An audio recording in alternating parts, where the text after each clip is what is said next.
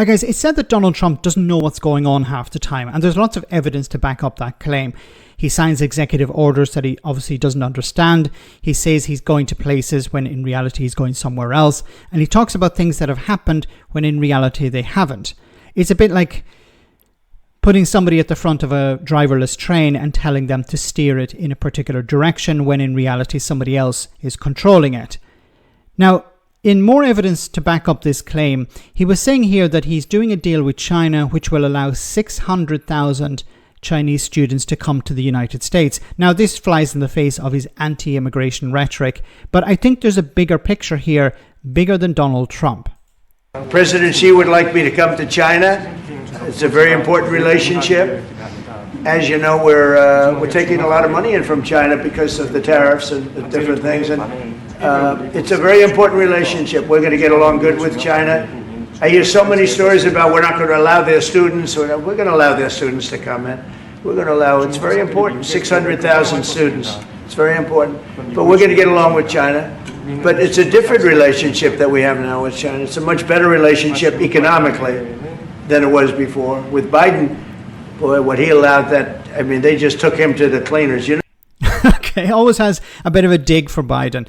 So, what's this about? 600,000 Chinese students coming to the United States. I think this is part of a bigger plan when it comes to AI. Donald Trump has been instructed by the powers that be, the tech bros, the people who have funded his campaign, who really want to fight this AI war with China, for example. They want to bring Chinese students in so that they can help them develop the new technologies. It's not just AI, but it's new technologies for the future. And the United States wants to be leading when it comes to that. We saw the United States take a 10% stake in Intel. Intel, of course, is going to be creating a lot of these chips for new technologies, including AI. So the United States realizes, maybe not so much Donald Trump, but the people around him know that if we want to win this war with China, the tech war, the AI war, we need the best people on board, and a lot of the best people are in China, so we want to bring those people in, have them work on research projects in the United States at university level or in the private sector. And then we want to build this tech, and we also want to be part of it. The United States government needs to have a control over what's happening, and buying stakes in different tech companies, for example, like Intel, allows them to be there at the table making the decisions and to be able to monitor the progress.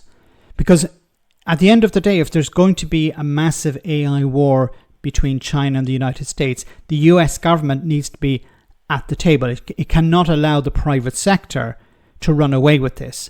So for national security issues. So I think this is part of a bigger plan. Donald Trump, of course, has pandered to the far right within the United States when it comes to immigration. Yeah, I'm stopping immigration. I'm stopping the migrants coming in, be them legal or quote unquote illegal. But the tech sector, no, we need highly trained staff. We need the best people. And we know the best people when it comes to tech are in China, so we want to bring them in. We want to facilitate that. 600,000, it's a lot of students, but it's necessary if you want to win this war.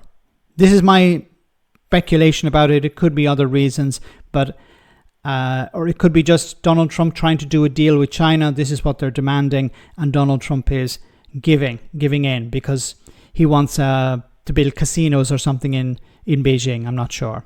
Let me know in the comment section, guys, what you think, and I'll see you in the next video.